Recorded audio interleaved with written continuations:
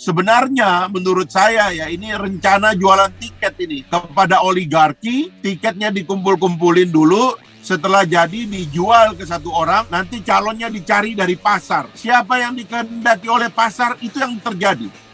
Menteri BUMN itu ngantornya di Jakarta saja, nggak perlu keliling Indonesia. Untuk apa? Anda ngurus korporat kok. Korporat sudah ada di rootnya. Oh, dia ketemu petani pupuk. Untuk memastikan katanya pupuk. Itu bukan urusan lu. Urusan lu tuh ngeberesin perusahaannya supaya tidak bangkrut. Ini perusahaannya bangkrut semua. Dianya melenggang kemana-mana. Berpolitik dengan iklan. Begitu di Lombok, kelihatan presidennya senang. Nggak ada masalah. Iklan jor-joran. BUMN bangkrut pun menjadi pengiklan utama. Begitu di Jakarta kelihatan penyelenggaranya nggak disukai oleh otoritas politik, di stop, nggak ada satupun yang pasang iklan. Ini apa kayak begini ini? Ya BUMN-nya tambah mampus, menterinya tambah populer.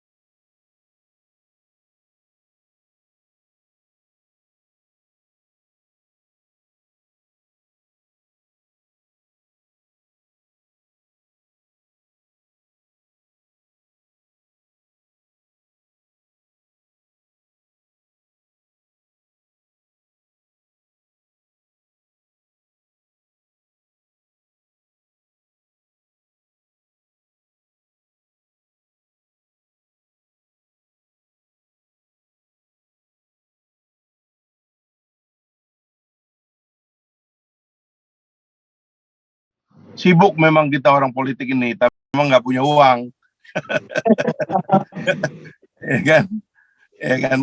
Nggak bisa beli tiket gitu. Jadi, saya begini maksudnya, kita nih mesti melawan persoalan kita sendiri, ya.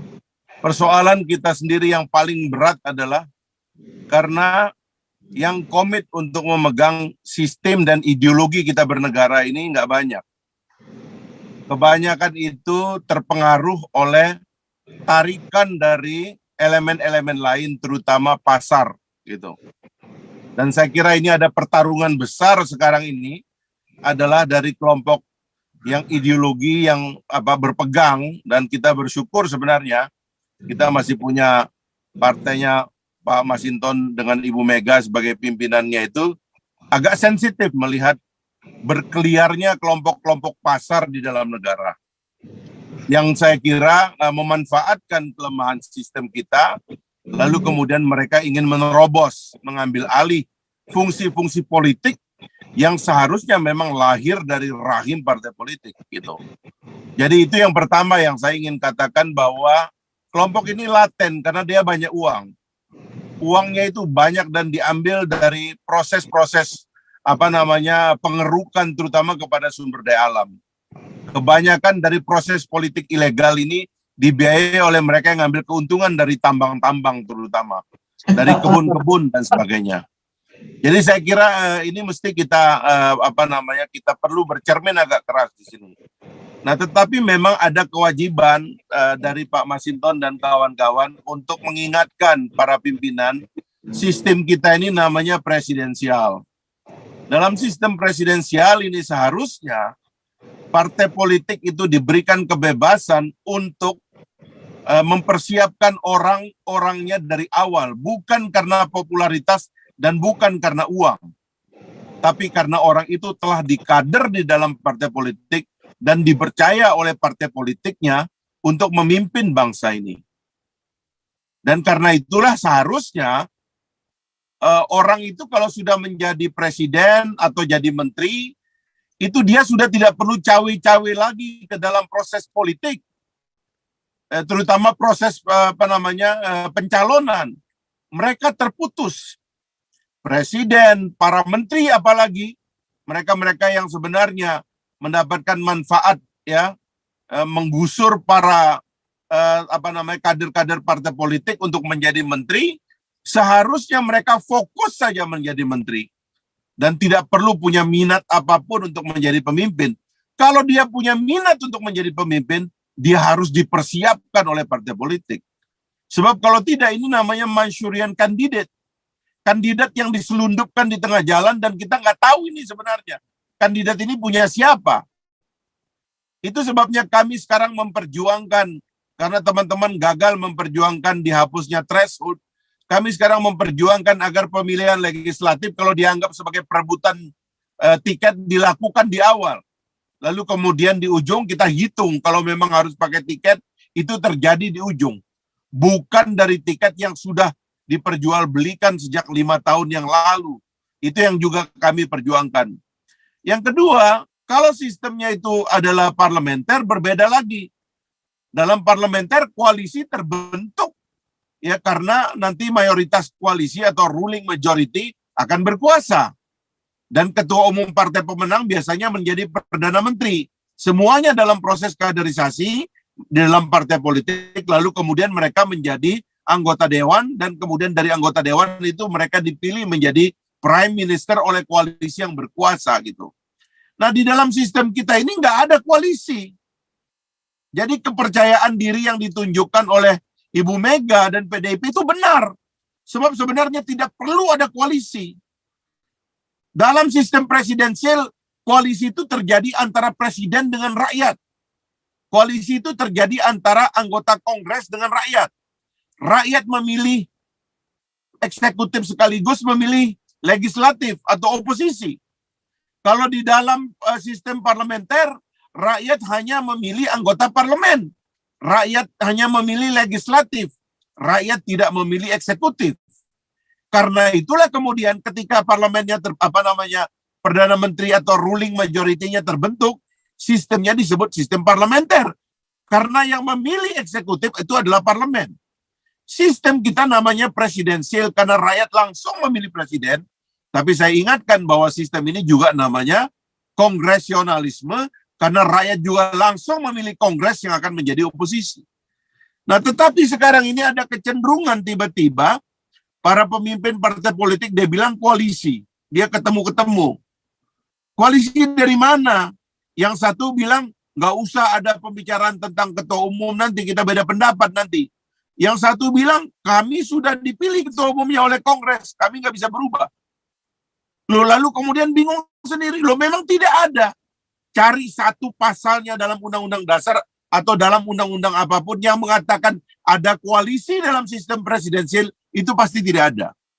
Makanya ini mob-mob ini yang dilakukan untuk sebenarnya menurut saya ya ini rencana jualan tiket ini kepada oligarki, tiketnya dikumpul-kumpulin dulu, setelah jadi dijual ke satu orang, nanti calonnya dicari dari pasar.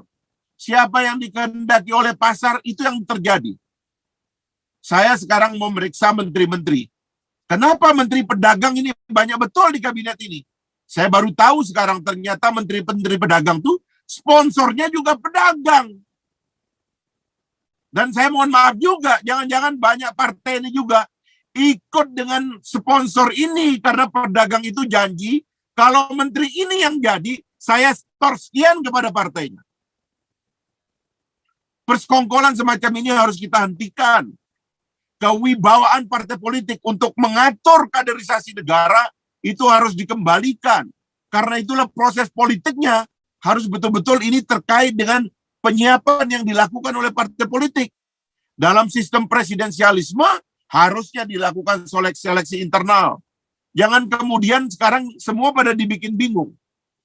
Partai politik kita dibikin bingung oleh adanya kader-kader yang kampanye sendiri di luar.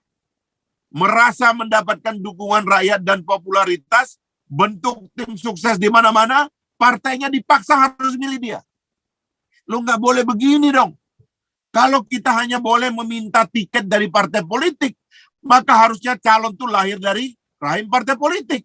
Berbeda kalau dalam sistem adanya calon independen. Anda boleh keliling Indonesia cari tiket, seperti yang terjadi pada bupati dan gubernur. Nah, ini yang menurut saya harus dihentikan. Apalagi kemudian muncul seperti tema diskusi kita ini, para pejabat yang tidak etis. Merasa dapat popularitas. Saya terus terang menyoroti Menteri BUMN. Karena saya ini mengawasi BUMN dan menulis buku tentang BUMN 4 tahun saya. struktur birokrasi BUMN itu lebih kuat dari struktur negara. Jangan lupa itu. Presiden itu karena otonomi daerah, paling jabatan struktur pemerintahan negara itu hanya ada sampai kabupaten, kepala dinas itu yang dikontrol oleh bupati. Itu pun sekarang sudah independen. Tapi yang namanya BRI, yang namanya BNI, yang namanya Mandiri, yang namanya PT Pos, itu sampai ke desa-desa di kecamatan strukturnya. Dan itu sekarang naruh gambar menteri di mana-mana. Apa urusannya menteri dengan PT BUMN ini? Nggak ada urusannya. Itu dia sudah punya dirut. Menteri BUMN itu ngantornya di Jakarta saja, nggak perlu keliling Indonesia. Untuk apa? Anda ngurus korporat kok. Korporat sudah ada dirutnya. Oh, dia ketemu petani pupuk. Untuk memastikan katanya pupuk. Itu bukan urusan lu. Urusan lu tuh ngeberesin perusahaannya supaya tidak bangkrut. Ini perusahaannya bangkrut semua, dianya melenggang kemana-mana. Berpolitik dengan iklan, ya kan? Begitu di Lombok, kelihatan presidennya senang, nggak ada masalah, iklan jor-joran. BUMN bangkrut pun menjadi pengiklan utama. Begitu di Jakarta, kelihatan penyelenggaranya nggak disukai oleh otoritas politik, di stop, nggak ada satupun yang pasang iklan. Ini apa kayak begini ini?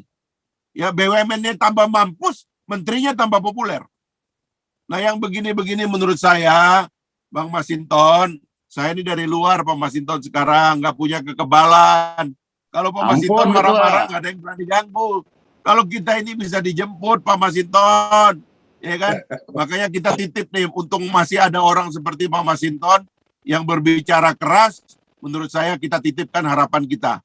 Stop itu permainan liar ini Pak Masinton, bahaya betul bagi Republik kita. Nanti calonnya ini selundupan Pak Masinton. Hati-hati aja. Ya, saya lagi memperjuangkan Pak Masinton berbeda dengan yang sudah ada di Pak Masinton. Tapi PDIP sudah pernah pegang satu tiket. Tolong tiket yang dipegang oleh PDIP itu dipakai untuk interupsi supaya calon-calon liar dari luar itu jangan masuk. Pastikan ini merah putih semuanya. Jangan yang nggak jelas karena banyak uang, ya kan, nggak pernah jadi rakyat, ya kan, karena banyak sponsornya, banyak uangnya, dan merasa rakyat kita sudah bisa dibeli pakai uang. Akhirnya itu yang maju. Nah ini harus di stop ya. Proses politik harus dibikin normal. Nah itu, saya memanasi Pak Masinton supaya terus terbakar di parlemen itu ya. Soalnya kita ini cuma bisa begini aja Pak Masinton. Lanjutkan. Mohon maaf teman-teman, itu saja yang saya bisa sampaikan. Nanti kalau ada tanya jawab saya tunggu. Assalamualaikum warahmatullahi wabarakatuh.